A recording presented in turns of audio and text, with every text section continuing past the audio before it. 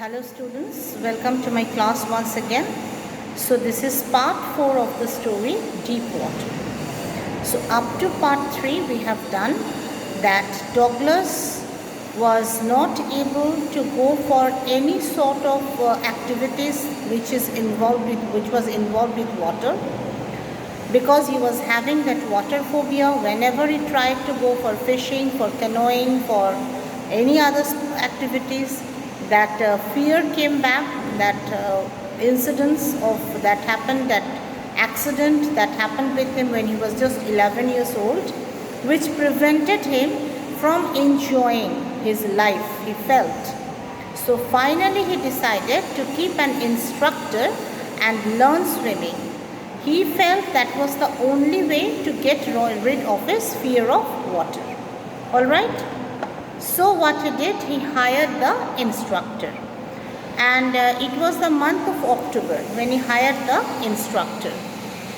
He started going to the swimming pool every day. The instructor was teaching him how to swim for 1 hour each day. 5 days in a week he was with him. The instructor was a very capable person, and he knew very well that Douglas cannot be asked, though he was a grown-up man by that time, but he could not be asked to go for swimming from one end of the swimming pool to the other end at once. He understood this. So what he did was, he put a belt around his waist, the instructor. He put a belt, a rope was attached to his belt that went through a pulley and that ran over on an overhead cable, okay?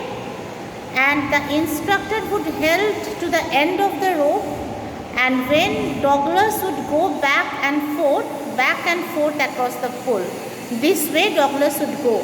When he would go from one end to the other end, the instructor would release the rope, and when he would return back from the other end to that side of the end where the instructor was waiting, he would pull him through that rope that walked through an overhead cable.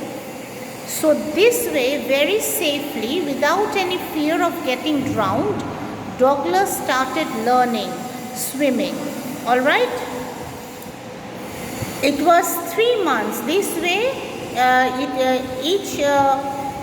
whenever he would reach the middle of the pool and put his head under water, that old fear would come back, but Douglas would not give much attention to it, and he would continue with his effort.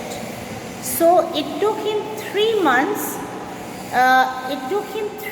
To forget that fear, that anxiety, or the memories, the residual memories of that unfortunate incidents that took place with him.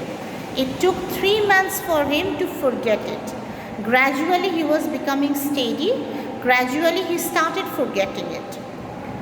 Then the instructor taught him how to exhale and inhale when the head is inside the water. The instructor told Douglas that when the head is inside the water, instead of inhaling, he should exhale. And he should inhale only then when the head comes out of the water. So Douglas tried that and learnt it very well. The next thing that the instructor taught him was, he asked him to come at one side of the pool and asked him to kick with his legs. The instructor asked him to kick with his legs in the water. Douglas was doing that. That thing he learned for 1 week continuously. After that, gradually, at first his legs were very stiff, they refused to work, but gradually he learned it very well, and gradually, as if automatically, his legs started working. So the instructor was so well trained, was such an expert, that he was teaching Douglas the art of swimming part by part, not as a whole. At one stroke, he was not trying to teach him everything.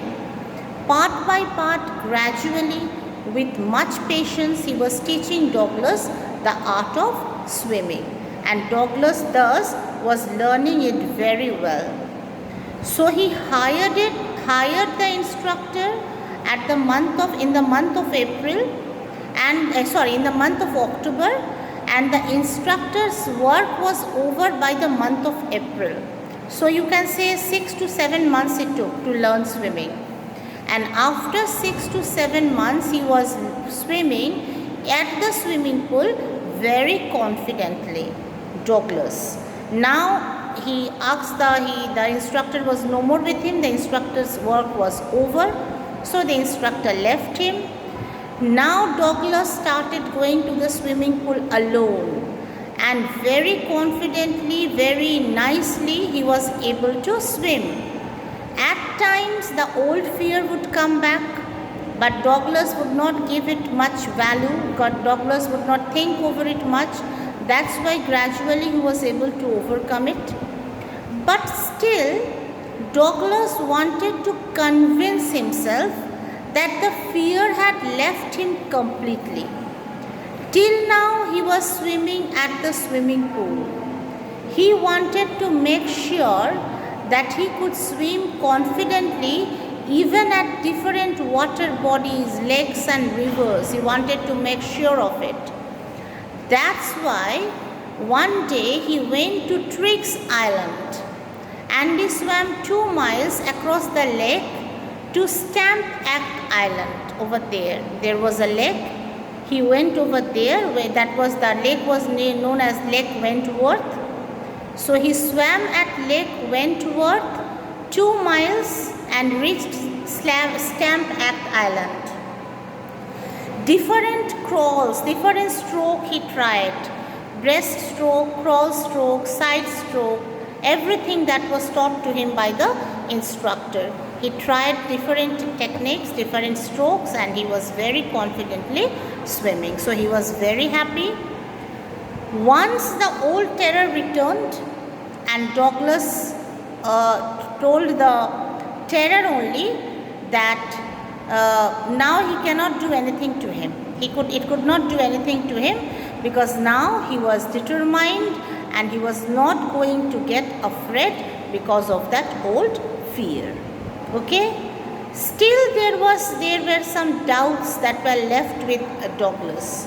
So what Douglas did, he went by the side of Warm Lake and he tried swimming over there as well. And at the Warm Lake, he swam so confidently, so well, he was pleased with his own activity. Douglas was very pleased and he shouted after he completed his swimming. And he was now sure, he was now convinced that the old fear had left him forever and it won't be able to make him afraid anymore, and now anywhere he could go and swim very confidently. Douglas was now quite sure of it.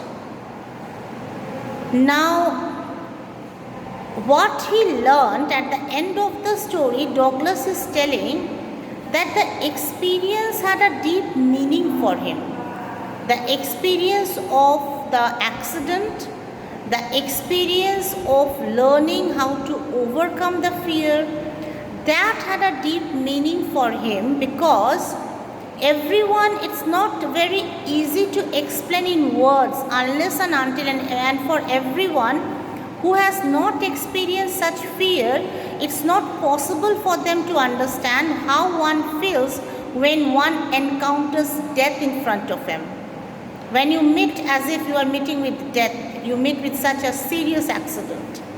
That is the exact thing that happened with Douglas. Understood? So that is what Douglas is telling.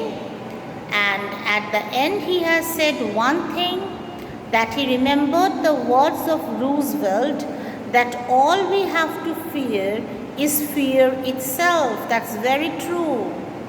The more, you can say, the more attention you give to your fear, the more you nurture it in your heart, the more strong it grows in your heart. Fear. So what we human beings need to do, we should try to get rid of that fear. We should be afraid not of something, but we should be afraid not to be afraid. Understood? We should not be afraid of anything. We should not nurture fear in our heart. We should always try to drive it away. Anything that makes us terrified, anything that makes us anxious, worried, and we try to avoid it, that tendency is very bad. That tendency will, that because of that tendency, we will develop a phobia of that particular thing, which should not be done.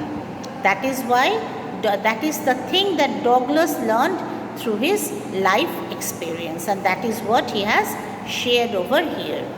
And at the end, he has said that he was very happy at last, because now he was such an expert swimmer that he could think of swimming at anywhere, at any place that he wanted to. Alright, so this is the end of the story, students.